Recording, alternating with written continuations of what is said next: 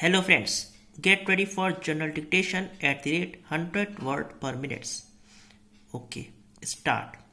Sir, what I am saying is that economic policies today should be really radically changed. I was shocked and we were shocked by the advocacy in favor of monopoly capitalism. No wonder Mr. J.R.D. Tata and Mr. K.K. Birla and others are making statements acclaiming your economic policies. They are, on the one hand, applauding you, helping you in many ways, and on the other hand, they are also helping the counter revolutionary forces. This is the technique of the monopoly capital prevailing today. They have two strings to their bow.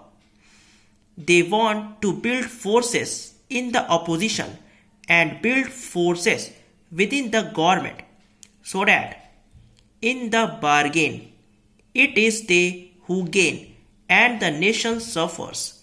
That is what is happening. I should like in this connection to dispute what the finance minister said by his economic jugglery. No amount of economic jugglery will hide the facts of life. Your annual report of the Reserve Bank of India shows that stagnation in agricultural economy has taken place, and it also goes to tell us why this stagnation is taking place. Stagnation is taking place because richer sections in the agricultural economy, having kept all the benefits that you have pumped into the rural economy by rural credit, inputs, and other things, do not bother about raising the agricultural production. They are more interested in making quick money and quick profits.